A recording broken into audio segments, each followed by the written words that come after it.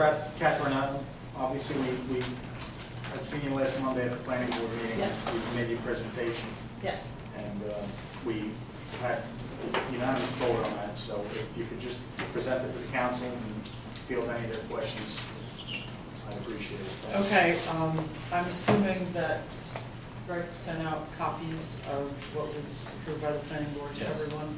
And I'm not quite sure if you all got a chance to review them. There were two documents. One was the land use element, and one was the community facilities element.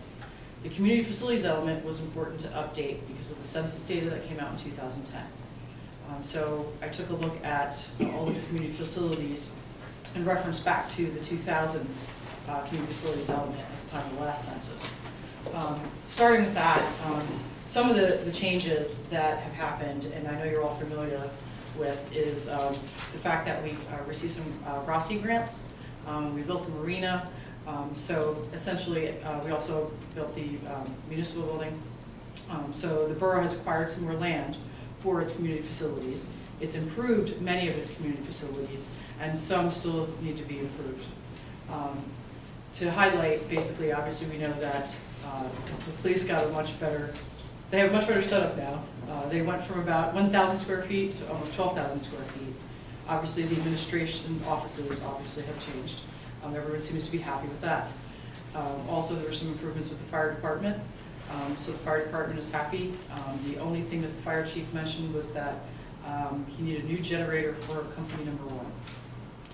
The DPW is probably the biggest issue of concern going forward. I know that you're all very well aware of that. The fact that the DPW is now located in 9 locations, and it's a little hard to orchestrate all of the work that the DPW needs to do because of that. So the goal going forward would to try to be to consolidate those 9 locations, ideally into 1, but if not going forward, then perhaps into 2, maybe 3.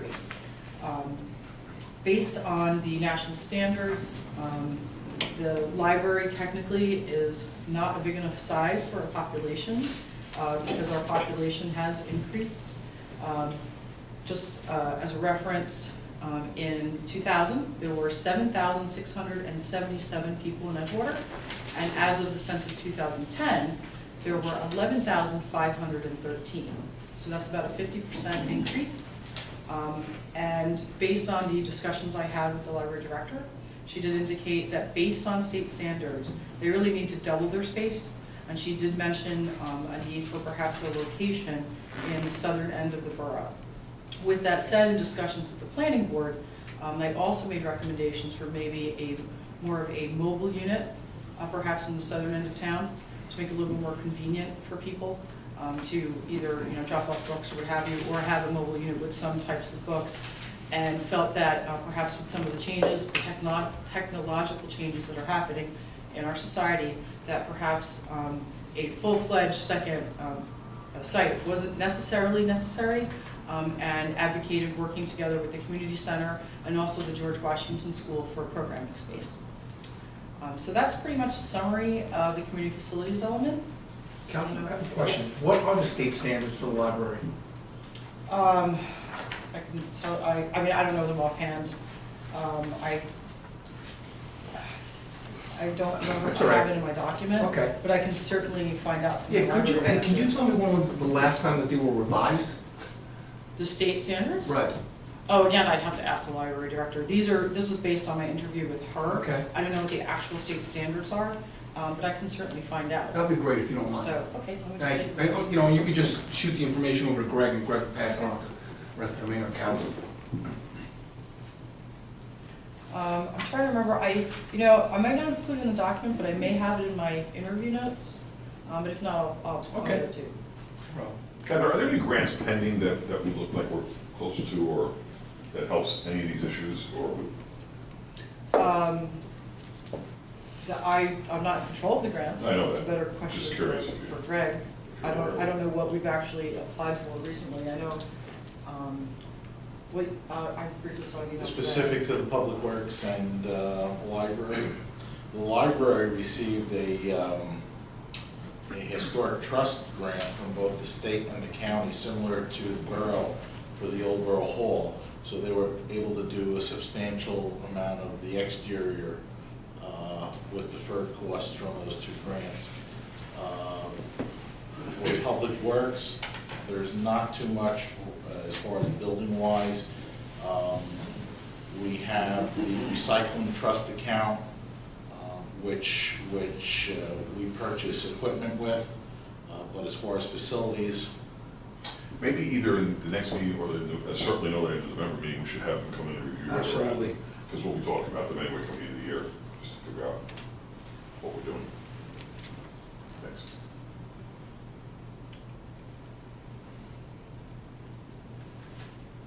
Any other questions?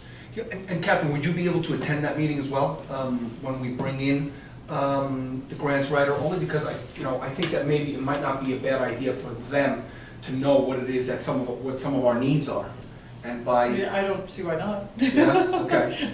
I guess it just depends on when it is. Yeah. I'm sure if you're gonna have, council meeting on Monday night, most of the time I am available.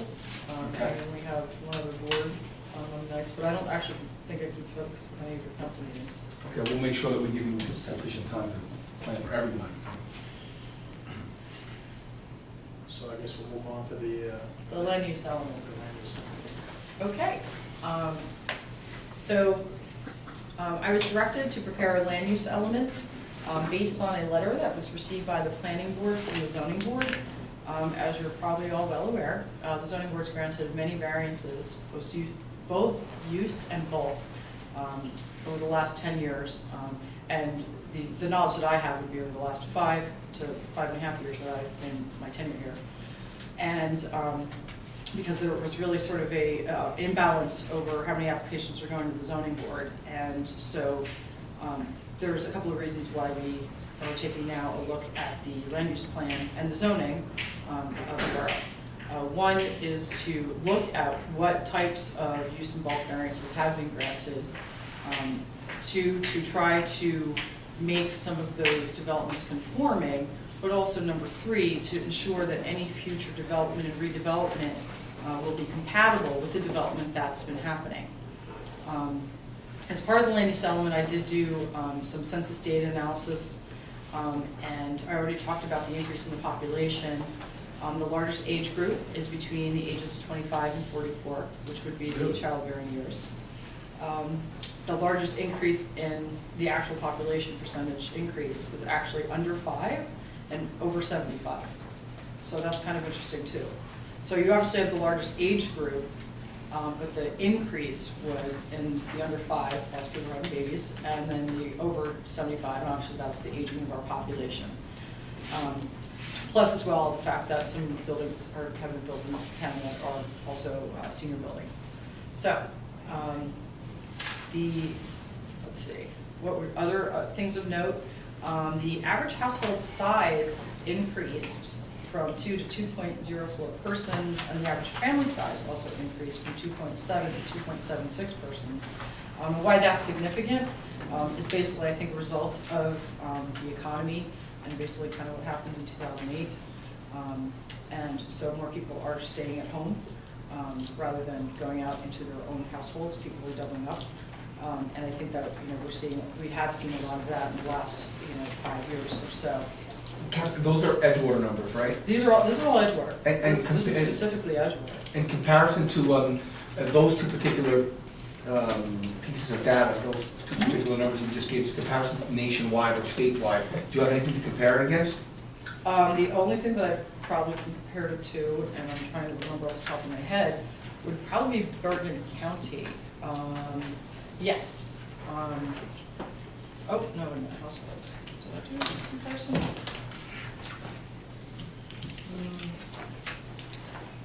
Average, no, I do not think I have that.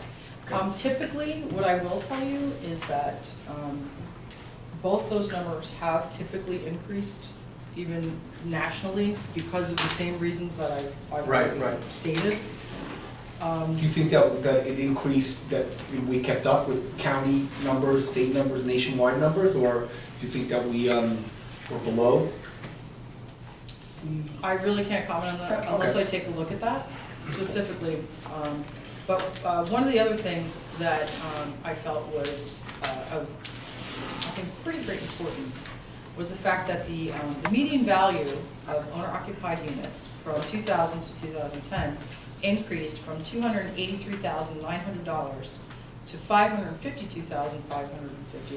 So that's a fairly significant increase. But the median household income stayed stagnant. I mean, the technical numbers were $82,999 in the year of 2000, and in 2010, it rose to only $83,602. Wow. So you're talking about a difference of $600 over a 10-year period when your median value of owner-occupied housing has increased fairly significantly. So basically what that means, and this again is a nationwide thing, that people are paying more money for their housing as a percentage of their income. Catherine, to Lewis's point, though, maybe moving forward in the Yes. future, if we have Bergen, New Jersey, and the nation numbers, it might make, in terms of percentage, it might make a little more sense for us to, because I don't, that might be a lot, might be a little, I don't know, you know what I'm saying? Well, I mean, you Well, can. we should know where we stand against other communities around us, or at least in the country, I would think. Oh, yeah, I can certainly Yeah. provide you with that information. I mean, it's still important to note because when you just even take a look at the difference from 2000 to 2010 within the community itself, you realize that the indicators are that more people are staying home because people are not having more children. I mean, that's really the weighing factor. So you realize, where you're going. And, obviously the economy always seems to have a factor in a lot of the census data, particularly when you're talking about household size, because household size has been decreasing for decades. And this is probably the first decade that it's actually increased. So how do they know, how the difference between whether those houses had babies versus the kids staying home? I don't get that. Like, I would think that as it's going up, means people have more kids. No, I I think that mean, was from the census, right? Right. You fill that out. yeah, people Yeah. typically, generally, as a populace, people are having less children than they were decades ago. I understand that as a trend, I'm talking about Yes. Edgewater itself, because we're always concerned about the school system and what we're doing in terms of. Right. And actually, there is, which I didn't go through the numbers, but in the community facilities element, there is enrollments and enrollment projections. Mhm. And obviously, that's why we have the new George Washington School. That was to accommodate the projections that the Board of Ed had provided, and those are enclosed in the community facilities element. They're increasing about 5% a year, and there was one spike, and I can't remember the year, I think it was 2009 to 2010. There was quite a spike in the numbers. Yeah, I remember that. Yeah. Yeah. But and those so- numbers just did not seem right. There was something about those numbers that just, the spike was so big Right. that, I'm sorry. No, okay, go ahead. No, the Sorry. spike was so big. I think, if I recall correctly, we were looking at numbers that were literally, doubled, 100% increase, if I recall correctly. I saw a spreadsheet, and that just didn't seem right to me. A spike that big just didn't seem right to me. Something was not. Well, no, the enrollment history, the spike in 2009, 2010 was 22%, and the following 2 years are 5%. But actually, you just said that Avalon was built that year. But at the same time, I believe the economy had a lot to do with that. People sending their kids to private school Yeah. And switched then up and sent them switching to private. to, Yeah, that is a high number, but at I mean, least, well- you have something that you could tie it to. 22% is still a high number, but it's much more reasonable than the numbers that I initially saw, because I remember having this argument with Nita Rose. I told her those numbers could not be right. And I think, if I recall correctly, she actually got a revised spreadsheet. Somebody had made some kind of a mistake or something. But anyway, a revised spreadsheet for what, school enrollments? yes, she had showed me something where I specifically remember something like from one year to another, went from 500 to 900 and something, almost 1,000. But I think that there was some kind of a mistake on that. I believe there was a mistake because at least the data that I received was straight from the Board of Ed. This wasn't something I generated, and it's Right. based on their projections because they actually have to do their own analysis of their facilities and meet the state standards, and they contract out to outside sources like architects. Kathy, you had also mentioned something about the population increase, that one of the demographics that kind of increased was the 5-year-old, under 5-year-old? Under 5. So under 5 actually went up. Yes. Do you have any other age brackets for, I guess, for children? Do you have any other numbers that you? Oh, yeah, they're all included in. Really? Well, yes, those, I was just doing the highlights. I mean, all the census data is in here. There's the population group, population by age, population by gender. So when you take a look, the under 5 population is 8.29%. 5 to 9 is That was the increase? 4.6%. No, that's that's the the actual, makeup. no, those are the actual percentages. Yeah, if you, is your document on your computer? Yeah. Because if you take a look at page 3, I didn't know. yeah, there's, Page 6 gives you the age. Okay. I'm sorry, it's page 6 as well. Oh, thanks. Give it back. Page 3? I'm sorry, because, Oh, I he's got got a you. hard copy, okay.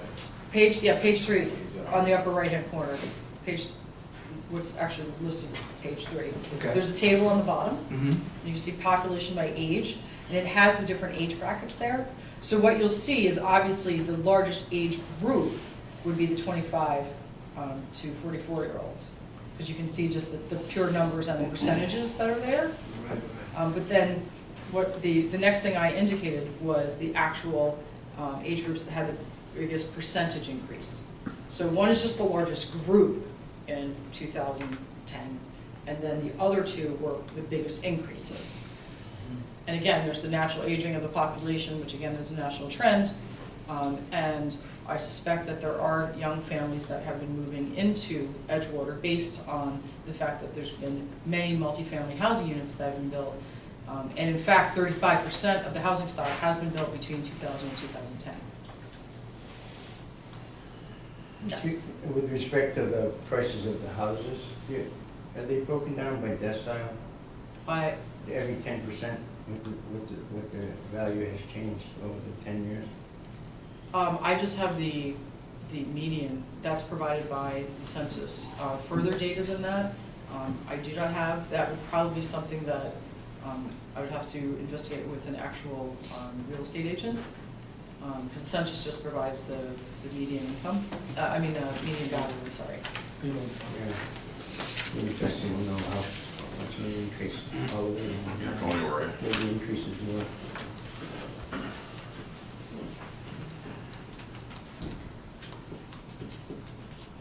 Okay. Any other questions? Well, actually, I didn't get to the meat of the land use. Okay, go ahead. Okay, no, I'm just I trying- figured I should probably continue with that. I was just talking about the census data. But going forward, when you take a look at the use and bulk variances that I reviewed, which, again, would be located on page 12, what I've included on table 14 is use variances that have been granted. And when you take a look at the table, we've granted a lot of multifamily residential and mixed-use type facilities, and those are located in such zones as the B2A, the OR1, and the B4, mostly being in the OR1 and the B4. The B4 is very limiting in scope because only workshops for craftsmen are permitted and childcare centers. And in the OR1, laboratories and related offices and other offices, everything business professional, as well as childcare centers are permitted. And unfortunately, the OR1 zone and the B4 zone hasn't really generated the type of development that the zoning is calling for based on this analysis. And the other study that I also did was an FAR study. And that's included on table 15 of your document, which is on page 14. Took a look at several of the projects in town that have been approved. And what's interesting to note is that some of the zones that they were approved in have no FAR requirement, and then some of the zones have an FAR requirement, but it's either maxed out at 0.3 or 0.4, which is a decimal, and they've been granted everywhere from about 2.41 to 3.34, which is a significant increase over and above, which was either permitted or not even included. So technically it wasn't a variance, but there were zones that did not include an FAR requirement, which controls basically sort of the mass of the building. So obviously, this indicates that our zoning code really does need to be updated, and for several reasons. Number one, basically the OR1 zone and the B4 zone aren't really working. And Not a lot of precedent. no, I mean, I think the intentions were good, but I don't think that those zones ever really developed as they were intended. And most of the uses that were in the OR1 zone that may have been viable at one time, obviously, are going away. So most importantly would be the appendix, and I guess I do have an extra hard copy if anyone needs one here, because I have one that's marked up. But this is the recommended zoning map, which would indicate land uses. And there's some text that's located at the end of the document for recommended land use and zoning changes. What I've proposed here are 2 mixed-use development zones. Both these zones are to promote pedestrian activity. They are both located, well, actually, they're not all located, but 2 of the different locations are located along Old River Road in areas that don't necessarily receive a lot of traffic, which could potentially be shut down at night to maybe have a nice pedestrian walk and sort of create a nice pedestrian-friendly environment, so it's a destination spot for people to come to. And so basically, obviously, with the mixed use, you talk about retail on the first floor, offices and/or residential above that. But residential obviously would not be permitted at the first level, and that's sort of reflective of some of the developments that have already been approved and are starting to be constructed. Just as well, I also, if you take a look at the map, what you'll see is there's a little slither over here. That's I also indicated as MXD1, and that is the pier of 115 River Road, and that's probably one of the most famous pieces in the borough of Edgewater. That has recently also been granted use variances for a restaurant and also some residential above the offices that already exist there. So that would be a mixed-use type development. The OR1 zone, obviously they asked for a variance from that, so I don't think it's no longer appropriate. So again, that would be one other location that would fall into the category, obviously not meeting necessarily as much of the pedestrian status because it's a pier, but the good thing is that it is located next to the SWRD zone, which we're in right now, and the idea is that this is a pedestrian-friendly environment, and with the advent of the Hudson River Walkway, that will be able to connect a lot of these properties. The difference between the MXD1 and MXD2 zones really is just the height, and that's based on what has already been approved in those areas. The height? Yes. The MXD2 zone would be a higher height limitation, and the MXD1 would be a lower height limitation. And so that's really reflective of, again, some of the developments that have already been approved, so that we can try to bring those into a little bit better conformity. And that doesn't mean that every development will be totally conforming, but what it will do is that the uses will become conforming, and then they don't necessarily, if they come back for changes, they don't necessarily need to go to the zoning board, which is a higher burden, a higher standard of proof, because then they have non-conforming status. They have to go for what's called a D2 variance, but then they can go to the planning board because it'd be a permitted use, and it would just be a bulk regulation, unless they were asking for use that was not permitted. But in these cases, because they've already been granted, I doubt that would be it going forward. So what we're trying to do is make the surrounding areas that have potential for redevelopment sort of conform with that development which has already been approved. Just as well as you'll see next to the MXD1, again, part of 115 River Road and the Quanta site, this building needs to be knocked down for environmental reasons. So 115? Yes, the building part, not the pier, but the building part. The brick portion. Yes, it needs to be knocked down and cleaned up. And I was privy to the subdivisions that occurred because that needs to happen in the future. Now, my recommendation, and I think that the board, most of the board felt like this, was that we should actually permit high-rise development here. And I had a very, very great experience last week at the planning board level, because I was trying to explain why I promoted high-rises in this location. And my reason being is that many people are always concerned with the height, and they think that's what determines the views of the water and of New York City. But that is not always the case, because you're limited in your actual view shed when you're traveling down River Road. And I have to be honest, like, I've been around Edgewater for the last 12 years, and while I've only been the planner here for about 5.5, what's always bugged me is when I drive down River Road, I don't see the river. It's called River Road, and I don't see the river. So I felt that what was more appropriate was a high-rise district where I incorporated some flexible bulk regulations so that the building could be a little bit taller if the setbacks were greater. So you could create more vistas, because your visibility would be less limited this way than it would this way if you had a building. Because after a certain number of stories, particularly about 4, you don't see anything. You just don't see anything unless you're up on the cliff. For example, what you're trying to say is if you go into Weehawken or Jacob's Ferry or Bull's Ferry, a footprint like that covers up much more linear footage along the river, completely blocks the view of the river, as opposed to a high-rise. Is this what you're saying, more or less? Yes, and there is a person in this room right now who supported my position and has a very specific example of what I'm talking about.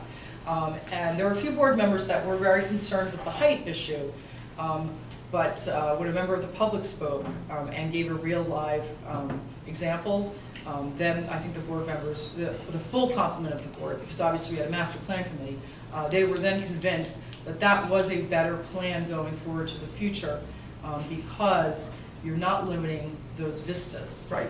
And there was talk at our planning board meeting about a potential, another marina stop, a ferry stop, excuse me. I have to agree with that, because if you think about River Road and you start at right around 60th Street where Jacob's Ferry starts, Bull's Ferry I think it's called, from there about a good long quarter of a mile, if not longer, you have no view of the river, probably longer actually, until you get to the ferry stop, where at that point you can see. Now, we're talking about, I don't think that exceeds 60 feet, I think it's about 4 stories, but it completely blocks your view of the river. There's nothing to see there. So I kind of agree with Quite you. frankly, we've had examples of both good and bad, in other words, where we've done it and not done it.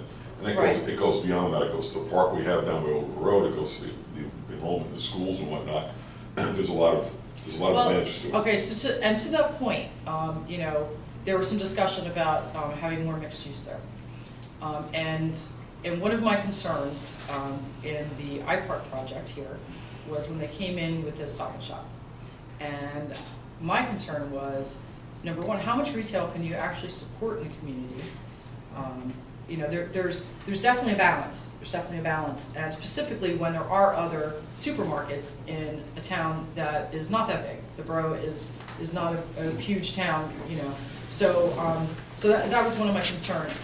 And number two, I think that we would be able to support a little bit more of the pedestrian traffic and utilizing the commercial that's already been approved and is still being built on the iPark site, obviously over at City Place, and then hopefully over on Old River Road, just as well, and in the Shady Side District.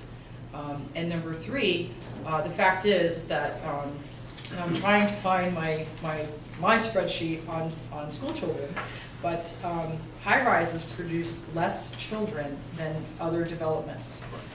And I'm sorry that I kind of had a little crazy day today, so I believe there's a chart in there, and you look at, say... Well, there's a chart of the number of school children, and I think, like, the example was like, for every, this I do know, every 4 units in Avalon produces 1 school child, but in the high-rises, the average is 20. Yeah, it's like 20, I think it's like 21 point something, so it's closer to 22 units produce 1 school child. So there's a very big difference between a project like Avalon and a high-rise development. And that was the average for those in just Edgewater. And Wasn't even talking about the state of New Jersey or anything else. So that's very specific to Edgewater. So high-rises just generally produce less school children, which again is an issue. So those were really the reasons going forward for me recommending this to the board and having discussions with the master plan committee. And the master plan committee felt that that was appropriate in that location. And again, like I said, there were a few board members that were concerned with the height, but for various reasons, and then maybe a member from the public might speak tonight to that, I felt that it was appropriate, and then the board members were then convinced. Catherine, I'm sorry, sorry to keep interrupting, by the way, but I once read a report back around 2005 that was published by Rutgers University that the percentage on high-rises, the number of children that come out of high-rise was something like less than 2%. Does that make any sense to you? Does that number around? Does that sound familiar? I don't remember the numbers. I know the study that you are speaking of Mm-hmm. because I've often used it when I had to do a socio-demographic analysis. Mm-hmm. I don't know the numbers off the top of my head. And certainly, if anyone wants a copy of that document, I could probably provide it to you as well. But yes, it is. It's definitely a factor that high-rises produce much less children than other types of housing facilities. With respect to the retail volume of our amount, with the amount of traffic we get through, commuter traffic through, is going to affect that? We could handle more retail usage than a typical town of 11,000 people, because we have A lot of traffic. a lot of people go through Edgewater and they stop on the way. While that's true, I was trying to support the existing commercial and also try to get people out of their cars and walking. And so that was another part of that equation, if you will. But these are recommendations from the planning board, and the council can zone or rezone how they obviously choose, because this is not a document that has become zoning ordinance. So we can either have further discussions on that, we can have further analysis on that. In terms of the traffic, we might have to bring in Neblia to do an analysis as well. But like I told you, sort of my idea was to try to get people out of their cars, at least in this location, to support the surrounding commercial community. It's a nice idea, but 80% of the traffic is commuter traffic going through. You're not going to get them. Yeah, we should pull over. That's true. Well, I mean, that's obviously very good for the borough. But with that said, in terms of what type of retail is much, there's still a breaking point, even with all the traffic that you have. I mean, there's been a considerable amount of turnover in City Place. That's a factor of the economy, obviously, is probably one thing. So who knows how City Place would have fared, had the economy not sort of done the nosedive in 2008. But I've noticed a lot of turnover over there. Turnover from commercial space? Yeah, the commercial space has turned over quite a bit over there. So I do happen to patronize City Place.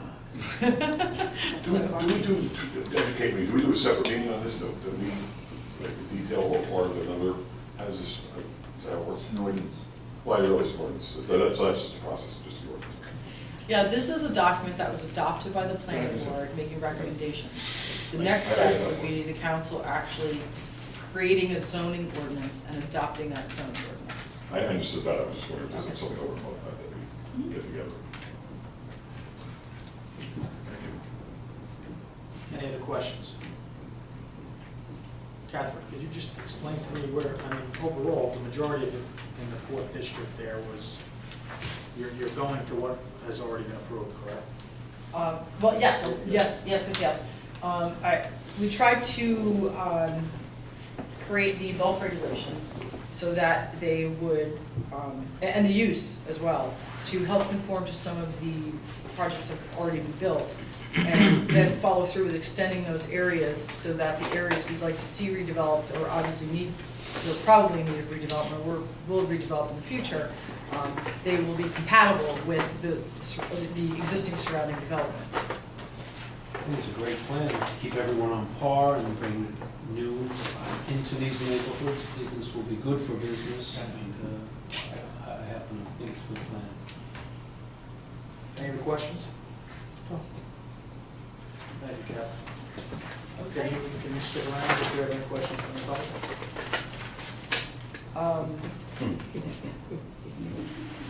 I'm stretched for time.